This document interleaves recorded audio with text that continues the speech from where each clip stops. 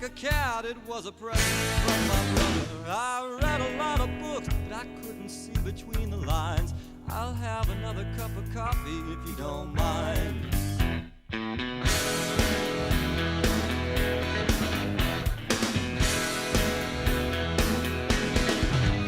Well, her hair is as black as an alleyway, and it used to be red, and it used to be blonde. Truth is, her hair changes color all the time. I'll have another cup of coffee if you don't mind. I'll have another. How are you, Mikey? Oh, I'm doing pretty good, my friend. I'm doing pretty dang good. Coffee mug, my Semantics coffee mug. What am I using? Oh, today's Alley Day. It's Friday. Friday's Alley Day. Nice. That's your daughter. That's beautiful. Yes. So this cold weather, man, I got to tell you, New Orleans, we're just not built for it. No. And I know there's people up north that are laughing at us. When I was young, cold weather was a fashion statement. Literally what it was. It's like when I first moved to New York in 1985, the first winter I was there, it was October 31st, Halloween night, and it got frigid, right? Mm-hmm. And I was working some temp job, and I go in and I say, hey, man, I'm digging this weather. You get to wear my overcoat and my scarf and my bebop cap and all my winter clothes. When do you think this goes away and this cold snap and we'll get some warm days? And the guy looked at me. He's like, what are you talking about? Warm days. This cold snap we're having. This cold snap we're having. It's cool. I like it. You get to dress up, but when you think it'll warm up because it's pretty cold out there. He looks at me and goes, I don't know, Paul. April, if you're lucky. May. And I thought the guy was kidding. I laughed, I got walking pneumonia my first winter in New York. I didn't even know. I was like, I'd never been that sick in my life. I'm walking around sweating with a fever like delirious going, what the hell is wrong with me? This place is miserable. I'm lying on the floor in a puddle of sweat in a studio apartment because I don't know what winter is. You thought you knew what it was. You didn't know.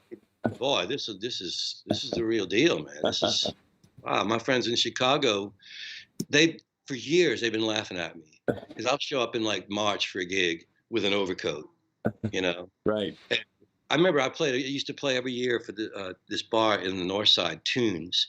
The owner Danny Beck, he would have me come back and play his Christmas party every year, and it was an early party. It wasn't like at Christmas. It was a couple of weeks before Christmas, but it was Chicago cold December. And I would show up with a hat and an overcoat and a scarf, and I'd set up to play, and they'd go like, "You can take the overcoat off." I'm like, "No, really, I can't take the overcoat off. I think it's warm in this bar, but it's really cold in this bar." Right. You people don't understand. I'm living uptown in this old house, and it's colder in old houses, right? It's drafty. Those old windows are beautiful. Like I had my house that I used to live in on Bayou Road. It was a gorgeous place, but the windows, like when the wind would blow, they would rattle because, there was so much gap in the window. Right. You got that, and you got and plus, really, those older New Orleans houses, they were made for ventilation. They weren't made to keep the weather out. Right. When it's because we're mostly hot. Right. Right. So that's why all those old houses have transoms. You'd open the window above your door. Let the heat out. The door, you still had airflow. Right. That's what before you could have privacy, but you still had airflow in the houses. So we're just, we're made to let the weather in, man, because we're used to beautiful. But a friend of mine, my friend Lori Kramer, just put on Facebook that her apartment is 53 degrees. It's a New Orleans apartment, man. Right. She lives in a small place. Oh, she has the space heaters, right? I saw that post. She's like, I got a space heater, so it's it's like, well, there you go. Oh, it's tough, man. It's like, it's unrelenting. I know now I have probably people watching this in North Carolina, and I know my friend Luis in Chicago tunes in, so they'll just be laughing at me and sending me rude texts privately saying how we're just babies and they know what real cold weather is. Right, of course. I know. I've already gotten that from some of my friends up there. It's like, My friend Nunu, who's a great photographer in Chicago, they had that great snowstorm a few years ago where the whole city was just shut down with like the freeway next to the lake. I forget the name of it, but it was shut down. People were stuck in the snow. And my friend Nunu was one of the people. He had been out driving. He got stuck in the snow, and he had nothing left but an apple. that he used for an implement. Gotcha. Between the implement and hunger. Right. If I eat this half, the other half's still good. If I just eat half of it, I can make this I work. can tell that story now because it's legal in Chicago. Ah, yes. We have a funny story. Eddie likes the Apple implement a lot. And it's I think it's legal in his state. Let's not say where it is. Yes, I don't know if it actually is, but what we can say is that when we were driving with it, we were driving in states that were legal and then through states that weren't legal. And I remember driving state to state. Remember touring around playing music in the before times, Mikey. Man, it's Just hop in a van and go play gigs to strangers because you didn't think they were going to give you a disease and kill you. right. And they were hanging all over each other, and it was sweaty, and there was people. You couldn't fit any more people in the bar. And remember those days? It was, yeah. Oh man. So listen, you and I, we talk about movies and music and travel, but comedy is comedy, and this is apolitical comedy. I don't. This is not. I'm not blue or red in this statement. I'm saying Ted Cruz. His state is like people are dying. They're freezing to death. Right. And he flies off with the family to Cancun, thinking he can sneak off. And of course, it's the modern age. Nobody sneaks anywhere. So he gets his picture taken. It's on Twitter. So he comes back with a police escort with a flight that was arranged the day that it broke on Twitter. Right. It wasn't like booked. His return flight was for Saturday, but he booked it that morning. And it comes back in his statement's gorgeous. It's, it was really cold for a couple of days. And so my wife and kids wanted to go to Cancun. My kids wanted to see some friends. I'm like, wow, how out of touch are you, man? Constituents can't book a flight to Cancun because they're cold. Right.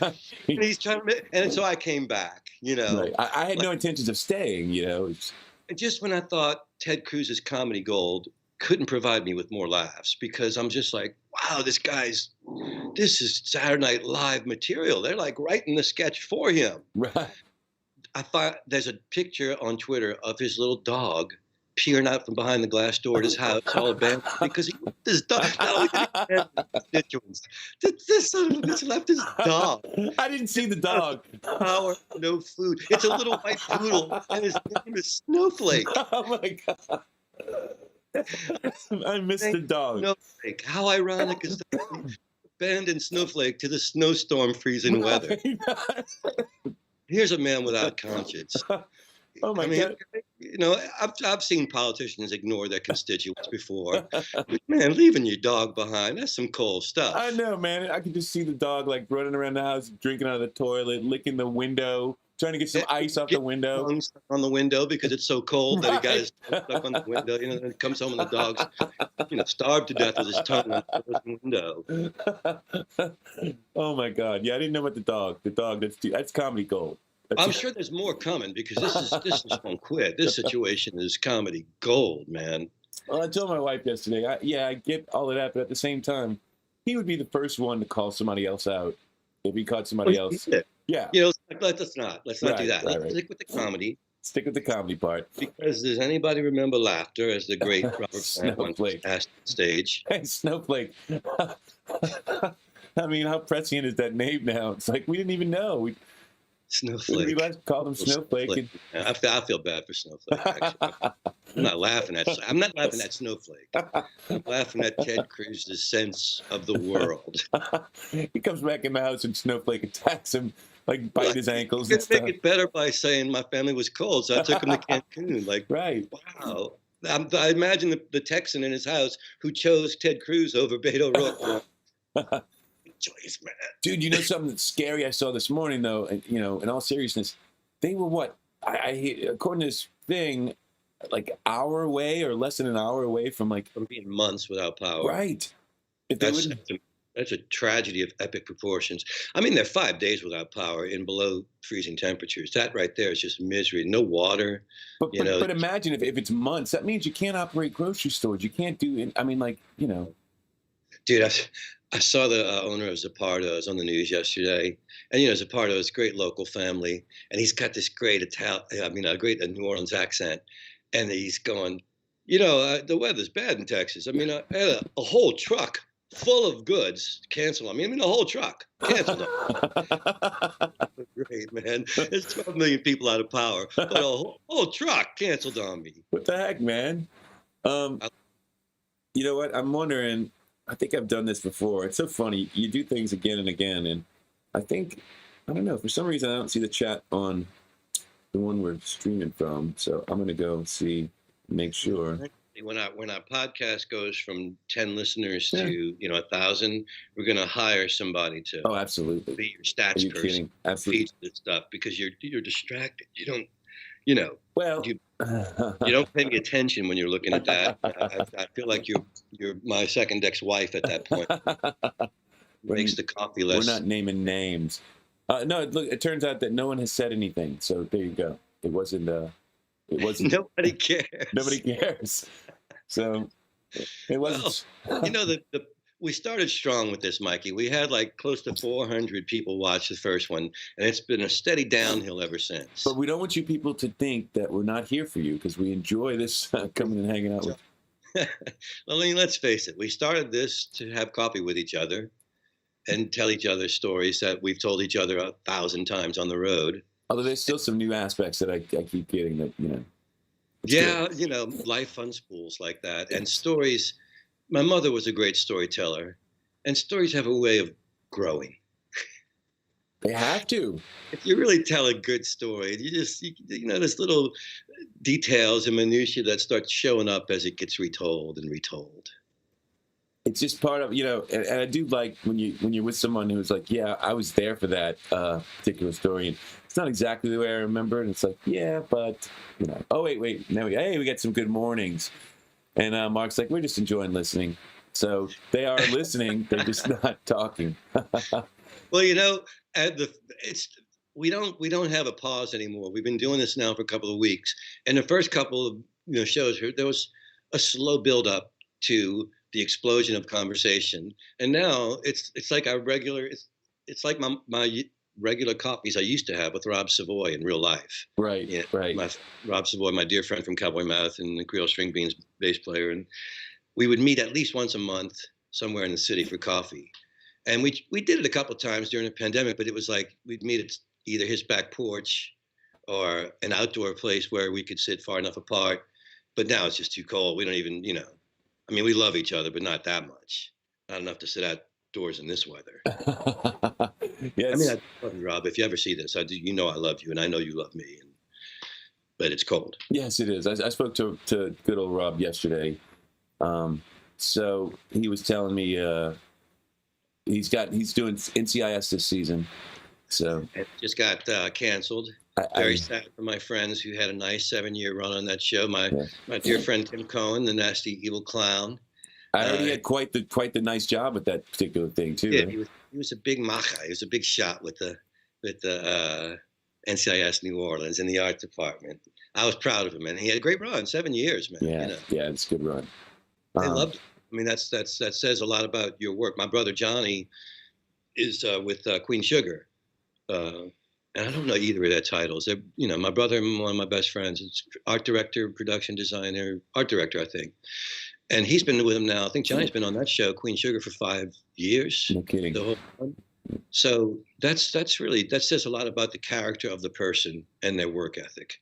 7 or 8 year run is that's a good run for in the entertainment business, in any job these days. But I mean, you get 8 seasons out of a TV show, you're doing good. It's like. Yeah, I mean yeah, and I'm sure they might have gone further had it not been for the pandemic. This right. filming it's the costs. I hear the costs have a lot to do with it. But, Scott Bakula is my age too, and he's got a wife and kids that he has to leave every week to come and shoot in New Orleans, and he goes home on the weekends to see him. And I'm sure with the added pressure of the pandemic, that had to be hard on he and his family. And God knows he's doing it for the fact that he digs acting, not because he needs the money, because he's been in tons of hit series, so he has the money. So I'm sure he just went, yeah, it's this has been great, but there's a pandemic, and I'm gonna go be with my wife and family, and right, and good for him. The tragic part is that now we can't have that character back. Detective Dillard now is a one-shot. Well, I look at it this way, Mikey. with the cancellation of NCIS, I wrote to Tim Cohen and said, you can talk to the producer. He's a friend of Tim's. I said, with the show being canceled, it sort of clears the way for the spin-off character of Detective Dillard from New Orleans getting his own series. So it wasn't too soon to kind of call Tim about that? Well, I congratulated him first on his run with the job. That was the first thing I said was, congratulations on a 7-year run. Right. And he said, thanks. And then I said, when they contact me for the spinoff, you'll be my first phone call. Absolutely, absolutely. Because if you got any kind of pull at that point, right? And look, I'm not a guy who forgets either. Scott Bakula on the list of people I want to be guest stars on my show. Because I don't forget, And maybe I can be like the upstart, well, I mean, a 50-year-old upstart cop. You're with that hair and that look, you're my informant drug dealer. I'm the drug dealer, right? I'm the CI that gets beat. I don't want to typecast or nothing. At my age, they put me in a sweater vest in Your Honor. And made me the old guy who took notes. I'll do the, what was the movie, Once Upon a Time in Hollywood? I'll do the, I just love that part of the movie when he goes and they dress him up like a hippie. Did you see Once Upon a Time in Hollywood? I did. I remember that scene, though. Well, it's when he gets his big acting scene with the girl, and she's like, "Oh, that was amazing," or whatever. That's the best acting, or whatever. But he shows up, and they want to dress him up like a hippie, and he's like, "What? You want to dress me up like a hippie?" And they got these clothes and stuff from the wear, and he's just like really uncomfortable with the whole. It's really funny. I mean, I have to see the movie again. Damn, I liked it too. Yeah, it was a good movie. I enjoyed it. I'm sure. I liked it. I don't want to. These days you can't say I liked or didn't like without people hitting you on Facebook and saying you're an asshole for liking that. Right. But I don't like, Okay, I didn't like it that much. I liked it. First of all, I'm a Brad Pitt fan. I think he's an amazing actor. Right. He's the kind of guy you and have I'm a to fan hate. of DiCaprio. DiCaprio's He's good. incredibly handsome, and he seems like a nice guy, and he's a great actor. So you got to dislike the guy as a man. Right.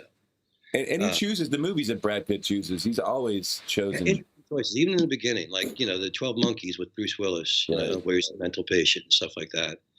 But anyway, it's a good movie, and normally Tarantino is a little too violent for me. Right. I'm not young anymore, and all that violence is just that erodes my karma. So 25, 30 years ago, I loved Reservoir Dogs. I can never watch it again.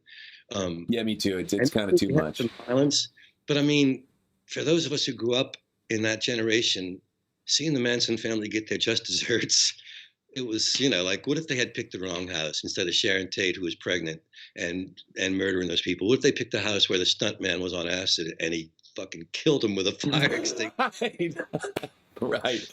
The whole idea was really, really funny. Think of that shit. And look, we went and saw it with our daughter. So me and Kim, we know what's going on before she knows what's going on because we know the story. So when Manson shows up and he's knocking on the door of the Beach Boys guy, and it just turns out they don't live there anymore. And, we're like, oh, shit, this is, Sharon Tate. And, anyway, what's going to happen before, or at least you think what's going to happen before it happens. And then it totally twists it. It was a great twist. It really was. And it made it a very different movie. Yes. It had been a fun buddy picture. And then it was surrealist justice at that point. Right. It just went off. Sort of like, really Snowflake. Snowflake. That's surrealist justice, man. Because, freezing-ass Texans might forgive Cruz if they're really strong Cruz supporters. They might forgive him for splitting with his family. They're not going to forgive him for leaving Snowflake, man. I'm with you, man. Doing that to a dog. It's a dog. You can't. Of course. You do it to humans all you want. Don't do it to a dog. It's like little snowflake. I can't get him out of my head. Tilted head in the window. I wish I could find that picture. So, so we have some people that are, Chris Joseph reminds us that we still have your honor, and they tell me I need to try harder with my background since it looks like I'm. It is. Well, it's very you, Mikey. I'll say that. I will say I had to move into the other room here because I don't know if you guys noticed this or not, but hopefully you're not getting as much buffering and lag today as you've been getting. I think I've solved that particular issue by moving into my bedroom. But yeah, in my bedroom, yeah, you don't have much to look at here. It's like, it's not actually my bedroom; it's the studio You're a sound room. engineer. You have a sound blanket on the window. Well, see, I was gonna get all fancy, put a green screen up, and then put myself sitting on a beach somewhere. But then you would be on the new Carnival cruise line to Mexico called the Ted Cruise. Right, I would have been on the Ted Cruz. Which that would have been perfect, right? I could have myself in a little boat or something like that, just leaning back. And a huge belly with a drink. Drinking a margarita instead of coffee. It's like, you drink your coffee, I got a margarita. There you go. I don't know. I didn't want to do it. I don't want to go near, controversy, but comedy gold, man. Jeez, Snowflake. Oh my God. Is he going to make it? I mean, poor Snowflake. So you have to wonder if there was because the girls were probably like, Dad, we can't leave Snowflake alone. Snowflake will be fine. We'll put some food, put some water here. Now, I am thinking like the entire Texas up through the Midwest is just ice. Right. And that was always, I know for you, I'm sure the same, because being from New Orleans, touring in the cold weather was miserable enough. But when it was snow and ice, it was scary. It was scary, yeah. I remember the first time we ever had a snow experience. It was in the Little Sisters of the Poor, the nun bus, as we used to call it, the shuttle van that we had. And Cowboy Mouth, when Steve Walters was in, had a gig in Telluride, Colorado in winter because why not? We were geniuses of booking. We never been to Telluride. Like our first gig that we ever played on the road, Cowboy Mouth, we played in Monroe at the Parrot's Head Cafe, owned by Dean Norton, in Ruston, Louisiana. And we had booked the gig the next night in Charleston, South Carolina. We stay the night in Ruston. We party. We have breakfast late the next day. It's a long drive. We're asking Fred, how far is it to Charleston? He goes, I don't know. I think it's 16 hours. It's a 27-hour drive. It was so stupidly new to the road. We got halfway there before we called the owner to say we can't make it. Physically, literally no way. If we're going 150 miles an hour, could we have made this gig? But we waited 10 hours of driving to call the guy and say, hey, we're still 16 hours away. We're not going to make this gig. And to his credit, the owner of the club, Isle of Palms, Bobby Ross, the man booked us for 15 years. When we finally played there, he loved us and he stayed a friend and a fan. First phone call I got after Katrina was from Bobby Ross in the Isle of Palms saying he had a truckload of supplies from the Hootie guys ready to go to New Orleans, and just great folks. But we were so stupid. We didn't know about it. So anyway, we're playing Telluride and it starts to snow. And we think, oh, this is great. We're in Colorado and it's snowing and this is awesome. And then it's a blizzard. Right. Traffic stops. People come to the gig because they're used to it because they're walking in the snow and shit. We were walking 10 blocks back to the condo in the snow going, wow, this is really this is serious snow. I've never seen snow like this before. This is back in 94 or 5. And the next morning we go to leave and they tell us at the service station, you don't have snow tires, do you? What are those, and might want to buy these chains to put on your tires because it's going to be treacherous climbing out of these mountains. Right. We still don't know. I still got pictures of applying the chains with Chris Finney, and we had this young man named John Dietrich, who was our stage manager at the time, who was from Virginia, which for us was the North, Right. So we're like, John, you're from the North. You can drive in the snow. And this kid was unflappable, man. He had the patience of a saint. And he was going so slow. And we were sliding on the mountain. And the snow was right here. And at one point, we're all just rigidly tense. And this guy's being calm as can be. And we're all just trying to give him some space, And our sound man, Chris Finney, he's going to hate me for telling this story because he's a beautiful guy. He was 19 at the time. And we come past it was a waterfall that had frozen. But as you're driving past, it looks like water's rushing at you. It's like right in the driver's ear. Avalanche! And the kid jumps for the first time. We're all like, Finny, go in the back, get in the bunk, and don't come out. Avalanche. That was awesome. We made it down thanks to John Dietrich. And then years later, like in Colorado again, black ice, where the tour bus went sideways. Oh gosh, yeah. I told that story already. It was the last cold show. So the driver was like, we're sideways. And we're like, we're sideways on the interstate. He goes, I got this. Y'all just stay calm. I got it. And then he just stayed calm and took his foot off the gas, and the bus like went straight again. We all, changed our clothes and right. We go back and play Madden. You're like, you know what? I'm going back and playing some Madden. I don't even want to see what's going on out here anymore. Well, that was pretty much. I spent a lot of my Cowboy Mouth years playing Madden to avoid what was going on outside of that room. Right. So, I mean, I don't know how many people have been to Telluride, but yeah, it's beautiful. It's this tiny little hole in a mountain in Colorado. Am I not right? You just kind of drive down into the. Got its name? Telluride. Do you know how it got its name? Oh, no, I don't. No. To hell you ride. Oh, really? No shit. Yeah. Yeah. Because it's so hard to get to. Right. Like, you gotta want to be in Telluride. The ride is gorgeous. Like, yes. I would go back in the springtime. It was one of the most beautiful drives I've ever taken to get there. But man, some of those turns you have to make, those turns with it. Oh, imagine that in the blizzard. Oh my God. Well, I think we did that because we had to.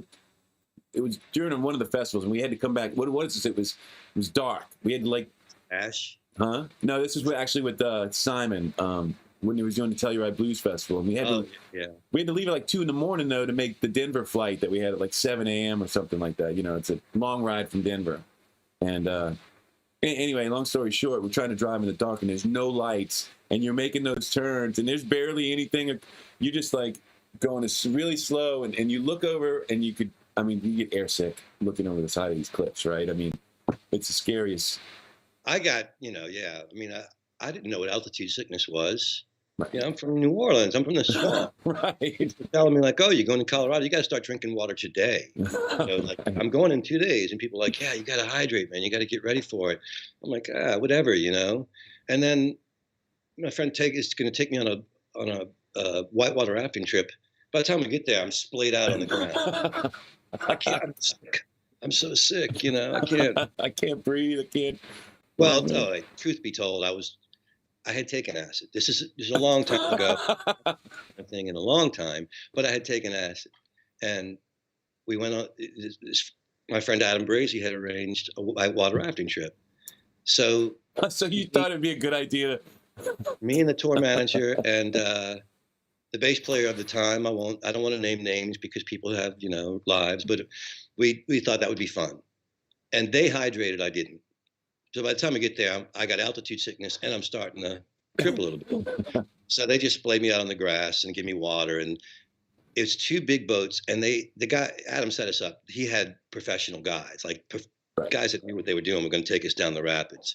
All we had to do was put our feet in stirrups and hang on to these straps so they wouldn't fall out of the boat.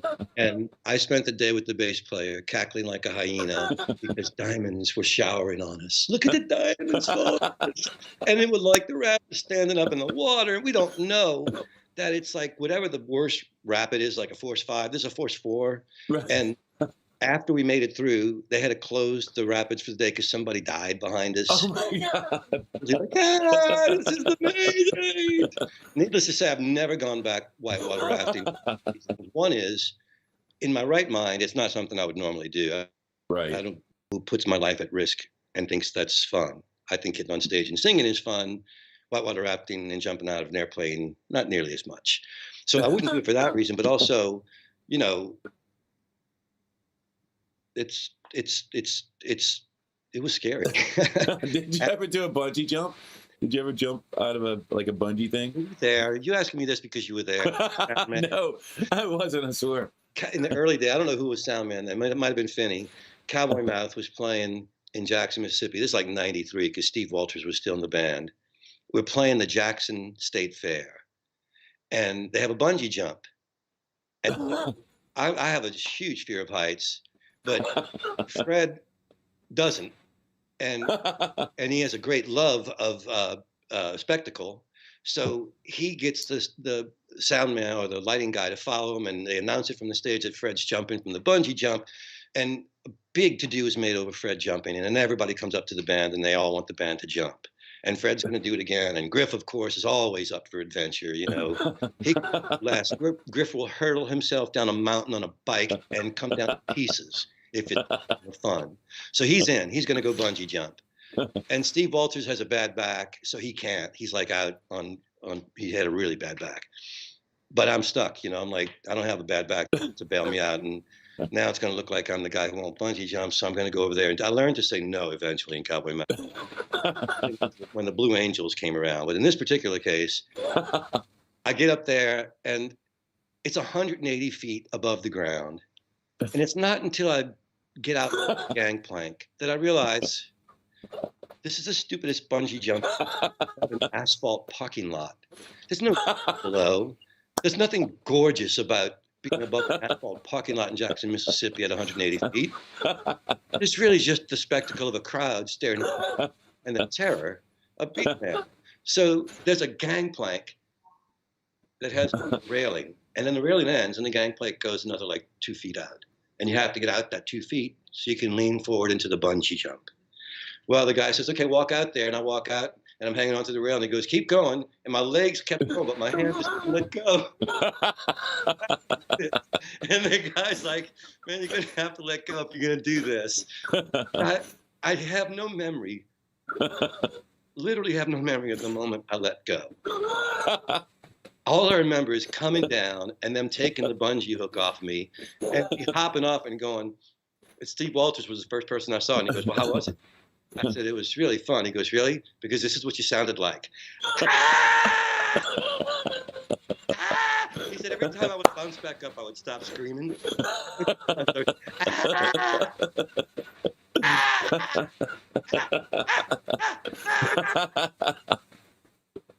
Oh my God, Walters is so funny. I can't believe you asked the bungee story. Yes, that was the only time. That thing. There were things I did in Cowboy Mountain I would do, okay, one time. I don't like adventure. I'll do this one time. Right. And I can even hear Steve going, did you enjoy that, Paul? Because hell yeah. This is what you sounded like. That moment where he revealed to me that I was in terror the entire, so scared I don't even remember screaming. Still to this day, no memory of screaming. Well, didn't he moved to Colorado, right, Steve? Yeah, he lives in Colorado in like the southeastern part, I believe.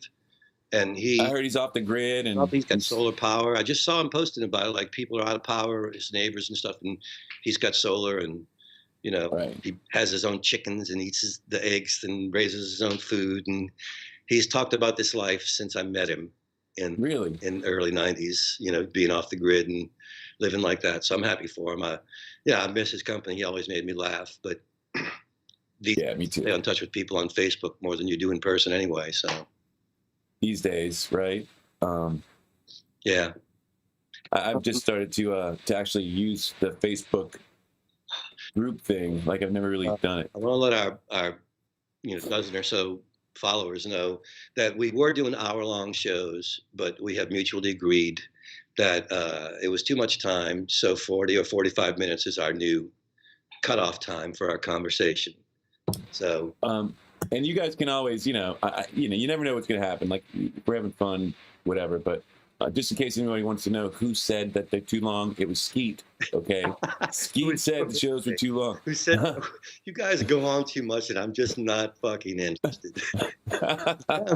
No. Because you had me for 45 minutes. Be in the studio as well. So I don't know why we listened this time, because we're in the studio. I know. You know, I was just thinking the other day, remember those videos you put out a little while back of us on, it was in 2000. And I was like, man, Steve, you sound great on that. He's like, that stupid tambourine. All he remembers about is, I had to play that stupid tambourine. You guys wouldn't let me play guitar. It just made me play tambourine. I'm like, there were 2 guitar players in the band already. Well, plus he hadn't had his lessons yet. In 2000, he hadn't taken those lessons with John Rankin that turned him into the guitar player he is now. He was still... a great guitar player now. Like, He no can joke. But yeah, I mean, he can really play now. But back then, he was this unbelievable singer who played some keyboards and a little guitar and some drums. I mean, he was a master of a lot of, I mean, a jack of all trades, but a master of singing. right, You know, right. like eventually when he got good on guitar, it was fine to let him play, but I always told him, I don't hire you for your guitar playing. I know a lot of guitar players. I don't know anybody that sings like Skeet. You know, I know. That little man has a giant voice, doesn't he? he's got big It's voice, big soul, big heart. You know, I mean, big heart. I always thought you guys were a great band because your voices were so complementary. You know, yours being, you know, the lower and sort of more understated delivery, and his being the. It's almost like the Cars. I didn't even realize this, but the Cars, like, they have the bass player kind of has more of a traditional voice, and then Rick Ocasek has his sort of thing that he does, right? And it works really well together, but they're two very distinct. Well, you kind dug for that one, Mikey. You went back. You went back. Well, I just discovered this. I didn't even realize, like, because, you know, I remember that he did that one song, the Drive song, right? The bass player. But then I didn't realize a lot of the early hits were that bass player singing, too. And not Rick Ocasek. I just found that out recently. Ocasek was the singer. I really didn't know there was another singer in the car. Yeah, who actually sang, like, just What You Wanted and all these other hits was the other guy singing. Rick Ocasek actually wrote songs for him, too. And it kind of surprised me because, you know, record labels don't do that whole, we're going to have two singers singing hit songs kind of thing. And they don't like that game. No, you know? They don't like that. The first thing they're doing is like, who's the singer? You know, record labels don't like that for the same reason that managers don't like it. It's because it's easier to manipulate one person than it is to manipulate 4 people or 5 people. And that's what a manager and a record label are ultimately looking to do with an artist. And it doesn't seem to matter to them that the biggest band in history had multiple singers and songwriters. That doesn't seem to get through to them. I mean, that band, the Beatles they almost didn't get that shot because of the same reason. The record company wants one person to focus on.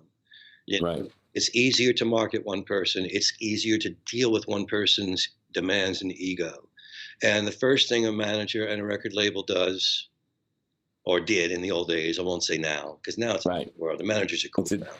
But back then, the first thing a manager would do is like divide and conquer. Although I will say the guy who got Cowboy Mouth, their major label deal, was not that manager. Stephen Klein was one of the most honest and decent. Let me find my phone so I can make it stop. Make it stop. All right, I made it stop. Sorry. But anyway, so anyway, that's what managers and record labels do. It's the Beatles. I think they originally Parlophone wanted McCartney to be the leader because he was the cute one.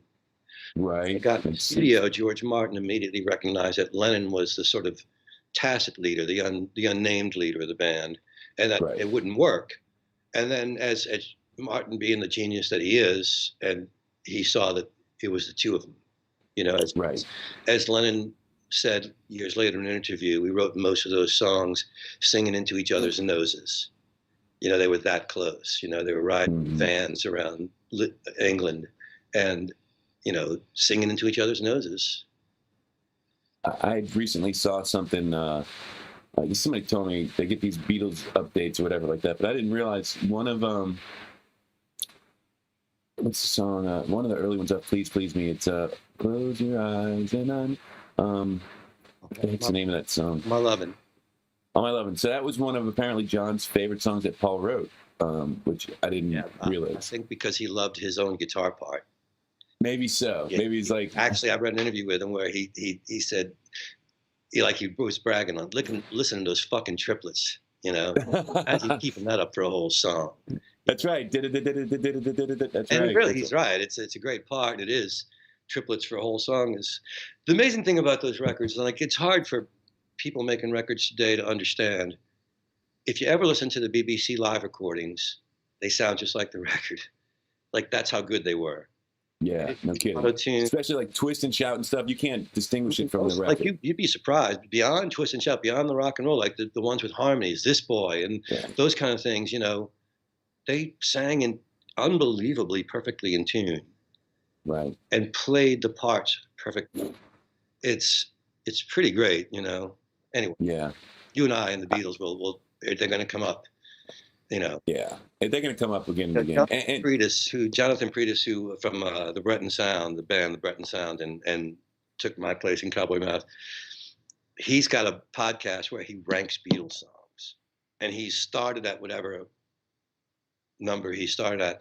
He's into the 100 and somethings now. I had to stop paying attention to every podcast because they infuriated me. You're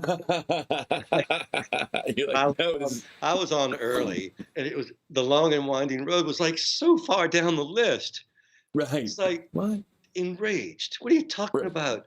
And of course, like a lot of fans, the version that was officially released from Phil Spector with the strings, and it's got Long and Winding Road has the reputation of McCartney's schmaltz at its schmaltziest. But that wasn't McCartney. That was Phil Spector. Right. You know. Let It Be Naked is a completely different. It's a different version. It's a very beautiful and intimate song. Mm-hmm. Anyway, so Jonathan, I love his podcast. He and his wife Julia do it, and it's really fun. But I can't watch or listen to it all the time because I'm such a Beatles fan. I'll be like, "You're wrong, dude." I have to restrain myself from posting on his Facebook page. Right. No. I was on a phone call with it was a group text or whatever like that, and somebody had mentioned something about they did the lyrics from Why Don't We Do It in the Road and then put John Lennon as the author of that particular phrase, and I couldn't help myself. I had to be like, yeah, that wasn't John, man. That was that was Paul. And of course, you know, that gets you the No, you can't. Right. But it's like I couldn't just let you get. I'm sorry, that wasn't John. I know. In a world full of willful ignorance, tolerance ends with the Beatles. Yes, right. It's like, all right, this is the line, guys. If you're wrong here, I gotta tell you. I'm climate change, you're gonna deny science. I can't even argue with you. The Beatles, okay, I'm drawing the line, man. Right. I'm drawing the line. Look, I got. Look, you want me to get references? I get references. I've read 14 books. You know, I got references. All right, Mikey, we're there, baby. Yes, and Mark mentions 8-hour sets in Germany will make a band tight as hell. That's true. I mean, like Fred LeBlanc from Cowboy Mouth and I, when we were kids, we used to play in a band called the Backbeats. And Steve Walters, was he the bass player for this? No, because he would have never done this. It was the earlier days. And John Herbert, my friend who plays harmonica, was in. We would open for the Cold at Jimmy's for 1,000 people for $100, right? And then we'd hustle to Bourbon Street to play the 911 Club from midnight until 5 in the morning. Oh, and wow. We would get, $400, which was $100 a guy, Right. That's big money back then. 1982. And so we'd play those 5 hours, from midnight to 5. And invariably, and back then the city was rocking. So the owner would come up to us at 5 and he'd go, give you boys an extra 100 for another hour. And we'd look at each other and be like, that's 25 a man. Keep on playing, Let's just do the first set again from 5 hours ago. There's nobody in that set, And it will make you tight, Yes, it will make you tight. And I guess that's where Cowboy Mouth really got its beginning of the tightness. Well, at least you and Paul, you and Fred. I think back then I was on bass, and we were a good rhythm section. In fact, Johnny J from Johnny J and the Hitmen used to always tell me when we did Cowboy Mouth, man, you shouldn't be on guitar. You and Freddie, that's a rhythm section, And that's maybe he had something because I think Paul Clement, Steve Walters, Rob Savoy, Mary Lou Sang, Sonia Tetlow, Regina, I think her name was, Cassandra, and now Bruiser. So at least 8 bass players that I know of, maybe more, for all I know. So maybe I should have been the bass player, and that was where we took the wrong turn. Yeah, y'all could have had that many guitar players instead. 8 different guitar players. They've had that many guitar players now, after our splits. Because y'all couldn't be a trio. I mean, you had to break off the trio thing. To be honest, first of all, Fred had already been in a great trio. Right. And he was trying to do something different, and I was no Bill Davis on guitar. Bill's a great, fiery guitar player. I love his songs. In fact, one of my favorite things about seeing Bill Davis was seeing him acoustic. It made me a Bill fan. When you hear Big Daddy Like Whiskey on acoustic guitar. It takes him a little different. Well, I heard it the night his grandfather died. The day he got back from the funeral, rather. And he had a show at Jed's. And he said, my grandfather just passed away, and this was his song. And he did a version of that song that sent chills through me that 35 years later, I still remember. Wow. So I respect Bill as a songwriter, but as a guitar player, I mean, I couldn't come close to what he could do. He was insane. And so Yeah. Fred, at first, he was trying to do the 3-piece, but then I said, you're going to have to find somebody else, And then it was Fred's idea. I'll never forget it. I got a voice message back when you used to get, the taped voice messages, and I hit it, and it was Fred saying, "Hey, I got an idea. Why don't we call John Thomas Griffith from the Red Rockers? He's between bands." And I remember I jumped in the air and yelled, "Yes," because I'd always wanted to be in a band with Griff. I thought he was the coolest. I remember once I was standing out front of Jimmy's, and Griff came up to me and he goes, I was standing with my friend Rick Gernhauser, who does all my artwork on my albums, and he goes, "Hey man, I hear you know a lot of old country songs. We should get together. I'd like to learn some." I was like, "Cool, that'd be great." And he walks away, and my friend Rick looks at me and goes, "You know John Thomas Griffith?" And I went, "No." Nice. It was Nice. cool moments. You have a couple of those in your life. Tommy Malone was one. Yes. I was like 19. I was in the backbeat, or 20 or whatever. Tommy's only 2 years older than me, but he was already Tommy Malone from the from the Lil Queenie and the Percolators. And I'm in this upstart band that's playing Jimmy's some of the same times as him. I'm nobody. And he's playing with Lil Queenie. And I'm crossing Poydras at Camp Street. I was driving a truck for a living then. I'm in my trucker's uniform. And Tommy's passing me. And as he passes me, he goes, "Hey, Paul." And I just stopped on the neutral ground. He kept walking. I just stopped and went, "Tommy Malone knows my name." Yes. I do remember some of those moments. Tommy Malone knows my name, to be honest. I played a gig with him when I was doing song swaps. That man's a force of nature on guitar and vocals. What an incredible talent. Agreed. Tommy, this stuff just comes out of him, Oh, what a voice. What a player. Yeah, absolutely. The Malone Boys.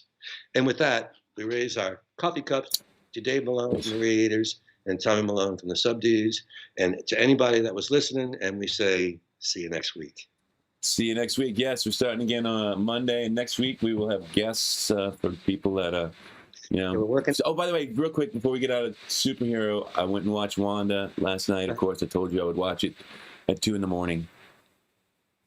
I was only disappointed about one thing. I'd heard that it would be an hour long. It's not an hour long. But they finally started answering some questions. So. Okay. Next week, if we work out the technical difficulties, we begin on Wednesdays. We begin 2 minutes with Eddie Eckert, or 2 minutes with Edward, say, and on Fridays we'll do Superheroes with Groovy Louie in Chicago. Nice. And so you talked to Louie, right? Yeah, he's in. He had to Awesome. get his boss's approval. Gotcha. To do it, and his boss was, as long as it didn't take more than a half hour and we didn't talk business, he was fine. I'm like, we need 2 to 5 minutes of your time to talk about heroes. All you gotta give us the superhero. I mean, there's a lot of stuff getting ready to go on. You gotta give us the superhero rundown for the week. All right. So we'll see you next Monday. We'll see you next Monday. Here comes our music on the way. Oh, by the way, one more thing. I know I keep We're saying never one more going to stop thing. at 45. We're never going to no. But we've been getting copyright strikes for your song on YouTube. Yeah, they just do that. They Isn't that funny? They don't do anything. It's No. It's CD Baby. Oh, I sell my stuff through CD Baby. That's what they do. And so now I have to sort of see how to get out of my CD Baby agreement, so they'll stop hitting me up with But now, because they do it to you all the time when you put up one of your own songs, right? Yeah, and so at first I freaked out when I got one of those copyright, and I wrote to CD Baby and I wrote to YouTube, and I'm mad at everybody. They write back like, nobody cares. We're not stopping the money flow. We're not stopping your videos. And I'm like, oh, well then, who cares? Send me the copyright. Right. I'm infringing on myself. Right. I just thought it was funny. I've infringed on myself my entire life. All right. With that, ladies and gentlemen, we'll see you next week. Thank you so much.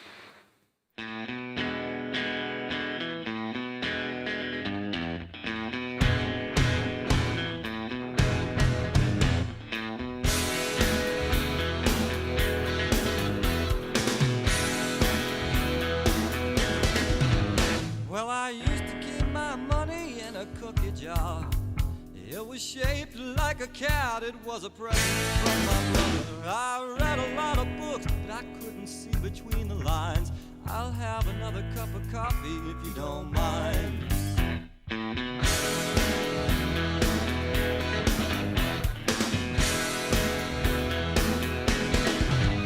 Well, her hair is as black black as an alleyway. And it used to be red, and it used to be blonde. Truth is, her hair changes color all the time. I'll have another cup of coffee if you don't mind.